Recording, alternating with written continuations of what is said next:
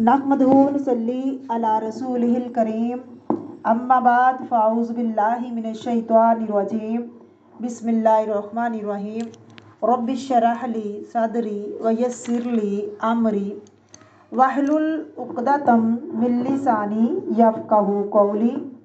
سورۃ آل عمران آیت نمبر 193، لفظی ترجمہ اور تفسیر۔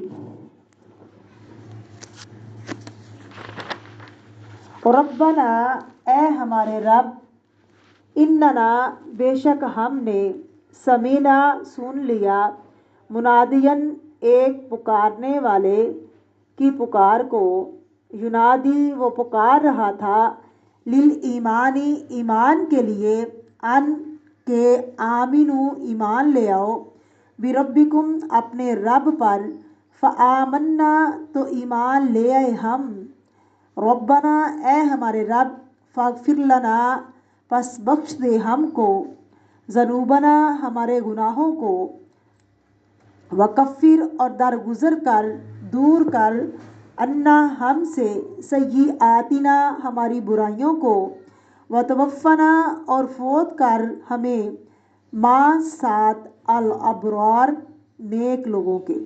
تفسیر۔ بسم اللہ الرحمن الرحیم۔ ربنا اننا سمینا منادیا، بے شک ہمارے رب ہم نے سن لیا ایک پکارنے والے کی پکار کو۔ منادی ندا دینے والا، بلند آواز سے پکارنا، اونچی آواز سے پکارنا، اشارہ کس کی طرف ہے؟ محمد الرسول اللہ صلی اللہ علیہ وسلم کی طرف۔ تو کچھ لوگوں نے براہ راست آواز سنی جب آپ صلی اللہ علیہ وسلم کوہ صفا پر کھڑے ہو کر لوگوں کو پکار رہے تھے، اور اس کے علاوہ بھی کچھ اور پیغمبروں کے بارے میں آتا ہے، جیسے نوح علیہ السلام نے بھی پکارا، انہوں نے بلند آواز سے بھی لوگوں کو پکارا، انہوں نے آہستہ آواز سے بھی لوگوں کو پکارا، لوگوں تک اللہ تعالیٰ کا پیغام پہنچایا۔ ینادی للایمان، وہ پکار رہا تھا لوگوں کو ایمان کے لیے، اس کی پکار سن لی اور لبیک کہا کچھ لوگوں نے، اس نے کہا تھا ان آمنو بربکم، لوگوں اپنے رب پر ایمان لے آؤ۔ رب کون ہوتا ہے؟ خالق، مالک، مدبر۔ وآمنا، تو ہم ایمان لے آئے، ہم نے بات مان لی، ہم نے پکار سن لی۔ تو کچھ لوگوں نے تو ڈائریکٹ نبی کریم صلی اللہ علیہ وسلم کی پکار سن لی تھی، اور کچھ لوگ آپ صلی اللہ علیہ وسلم کے دنیا سے جانے کے بعد آپ کے وارثوں کی آواز سنتے رہے جب وہ پکارتے ہیں، کیونکہ علم جو ہے نبی صلی اللہ علیہ وسلم کی وراثت ہے، ان کی پکار پر لبیک کہتے ہیں، کیونکہ کچھ علماء نبی کے وارث ہیں۔ پکار تو وہی ہے نا، قرآن تو وہی ہے، حدیث شریف تو وہی ہے، میسج تو وہی ہے۔ آج ہم جو کچھ سن رہے ہیں، سنانے والا کوئی بھی ہو، لانے والے تو نبی کریم صلی اللہ علیہ وسلم تھے، منادی تو وہی ہے نا، انہی کی آواز کو لے کر میں اور آپ آگے آگے چل رہے ہیں، علماء بھی ان کی آواز کو لے کر آگے آگے چل رہے ہیں۔ آپ کو معلوم ہے کہ پہلے زمانے میں لوگوں کے پاس بڑے بڑے اسپیکر نہیں ہوتے تھے کہ استاد جو پڑھا رہا ہے اس کو آخر تک طالب علم سنے۔ ہوتا یہ تھا کہ جیسے 50,000 کا مجمع ہے، استاد یہاں بیٹھا ہے، اس کی آواز یہاں تک پہنچ رہی ہے، ایک شخص آگے مقرر ہوتا ہے، وہی اس کی بات کو غور سے سن کر آگے رپیٹ کرتا تھا، پھر اس سے اگلا شخص جو تھا وہ ایک اور مقرر ہوتا اور پھر وہ آگے رپیٹ کرتا۔ تو آپ کا کیا خیال ہے، نبی کریم صلی اللہ علیہ وسلم نے قصوہ اونٹنی پر بیٹھ کر 1,00,000 سے زیادہ لوگوں کو جو خطاب کیا تھا، سب لوگوں نے ڈائریکٹ آپ صلی اللہ علیہ وسلم کی آواز سنی تھی؟ اتنے بڑے مجمع میں بعض اوقات آواز डायरेक्ट नहीं जाती। इसमें क्या होता है कि एक ही आवाज़ सुनकर आगे फिर आप उससे आगे पहुंचती आवाज़, फिर उससे आगे। तो दरअसल इसकी आवाज़ होती है जो आवाज़ करता है, उसी की आवाज़ होती है जो शुरू करता है। जैसे इमाम साहब नमाज पढ़ाते हैं, उसके पीछे एक मुकबर होता है जो इमाम साहब की अल्लाहु अकबर को आगे पहुंचाए। वो आवाज़ को दोहराता है ताकि और लोग भी उस आवाज़ को सुन लें। नबी करीम सल्लल्लाहु अलैहि वसल्लम ने ईमान की तरफ बुलाया। हम सब ने आप सल्लल्लाहु अलैहि वसल्लम के मैसेज को सुना, जवाब दिया। क्या जवाब दिया? हम ईमान ले आए। आमन्ना, हम ईमान ले आए। रब्बना फगफिर लना ज़ुनूबना, ऐ हमारे रब गुनाहों को माफ़ कर दे। मगफरत दो चीज़ों से होती है, एक होता है मगफरज़म, गुनाह को ढांप देना, और दूसरा उससे तजावज़ करना, दूसरी तरफ चले जाना। ऐ अल्लाह हमारे गुनाहों को ढांप दे, वकफ़िर अन्ना, और दूर कर दे सय्यिआतिना, हमारी बुराइयों को, छोटे गुनाहों को कहते हैं। और किससे? उनका कफ़ारा कर दे अमाले स्वालिहा के साथ। जैसे एक नमाज से दूसरी नमाज तक जो गुनाह होते हैं उसका कफ़ारा क्या है? वुज़ू और नमाज। एक जुमा से दूसरे जुमा तक, एक रमज़ान से अगले रमज़ान तक, उम्रे से दूसरे उम्रे तक, यानी एक नेक अमल आपने किया, उसके बाद फिर मैल चढ़ने लगी, फिर आपसे गुनाह सरजद हो गया, फिर दोबारा अमल किया, तो फिर क्या होता है?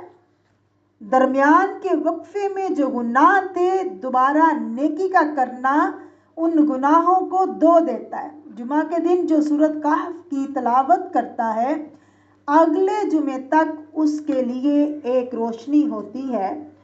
सर से लेकर पाँव तक उसके लिए एक नूर होता है जो सूरत कहफ की जुमा के दिन तिलावत करता है।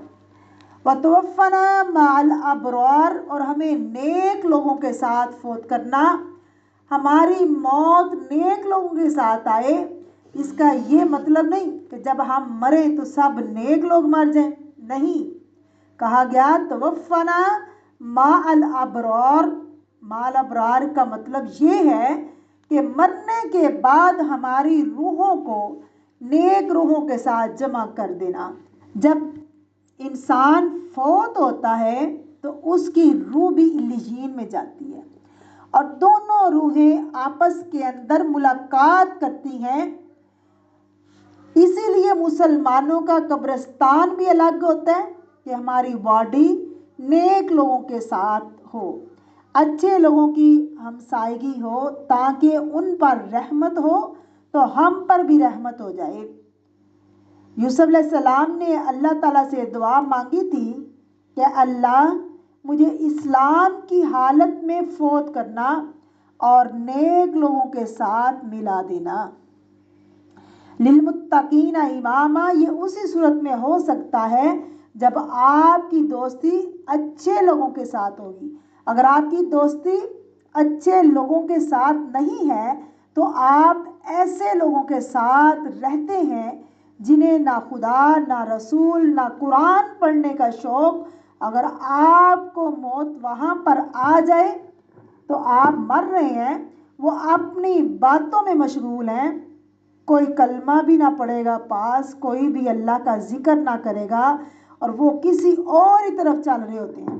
क्योंकि जैसी इंसान की ज़िंदगी होगी वैसी ही उसकी मौत होगी। अल्लाह हमें नेक लोगों का साथ अता करना, ये अपने अच्छे अमल का वसीला दे रहे हैं। वसीला किस चीज़ का जायज़ है? आपने नेक अमाल का वसीला देना। کہ جیسے ہم ایمان لائے ہیں اور ایمان کی وجہ سے اللہ ہم کو بخش دے، وسیلہ کہتے ہیں ذریعے کو. تو یہاں ذریعہ کس بنا پر ہے؟ ایمان والوں کو کہا جا رہا ہے کہ ایمان کو وسیلہ بنانا جائز ہے.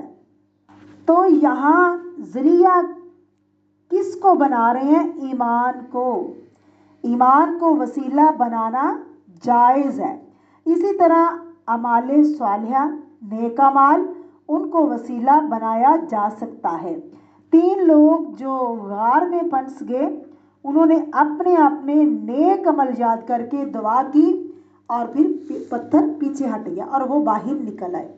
کبھی انسان بہت پریشان ہو تو انسان اپنی نیکی یاد کر کے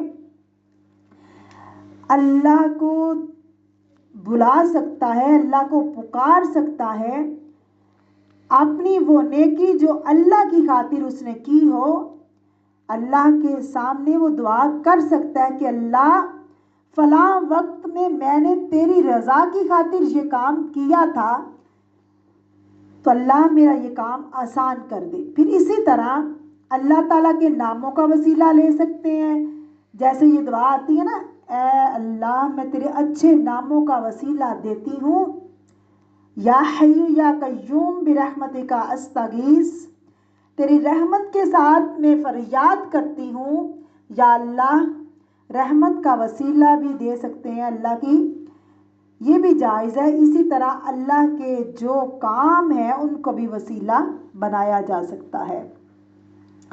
سب سے پہلے اللہ کی تعریف کریں، پھر درود پڑھیں نبی کریم صلی اللہ علیہ وسلم پہ. اللہم صلی علی محمد وعلی آل محمد کما صلیت علی ابراہیم وعلی آل ابراہیم انک حمید مجید. اللہم بارک علی محمد وعلی آل محمد کما بارکت علی ابراہیم وعلی آل ابراہیم انک حمید مجید. اپنے حال کا ذکر کر کے، اپنے گناہوں کو یاد کر کے دعا مانگی جا سکتی ہے. اس کو وسیلہ نہیں بناتے، گناہوں کا اعتراف کر کے دعا کی جا سکتی ہے. لا الہ الا انت سبحانک انی کنت من الظالمین انی ظلمت نفسی ظلما کثیرا. یا پھر کسی کو بھی آپ کہہ سکتے ہیں کہ ہمارے لیے دعا کریں. آپ صلی اللہ علیہ وسلم سے بعض روایات ملتی ہیں کہ کبھی نیک لوگوں کا ذکر کیا. اگر نیک لوگ آپ دیکھ رہے ہیں تو آپ زندہ لوگوں سے دعا کروا سکتے ہیں. ایک دفعہ آپ صلی اللہ علیہ وسلم ام حرام کے گھر تشریف فرما تھے. سو رہے تھے آپ صلی اللہ علیہ وسلم. آپ صلی اللہ علیہ وسلم کی آنکھ کھلی تو آپ مسکرا رہے تھے. تو آپ صلی اللہ علیہ وسلم سے پوچھا گیا کہ آپ کس بات پہ مسکرا رہے ہیں؟ تو آپ صلی اللہ علیہ وسلم نے فرمایا کہ میں نے خواب میں دیکھا ہے کہ میری امت کا ایک لشکر جو ہے وہ سمندر پر سفر کر کے جہاد کے لیے جائے گا. وہ اس طرح ہے جیسے لوگ اپنے تختوں پر ہوتے ہیں. تو کہنے لگی آپ میرے لیے بھی دعا کریں کہ اللہ مجھے بھی ان میں کر دے.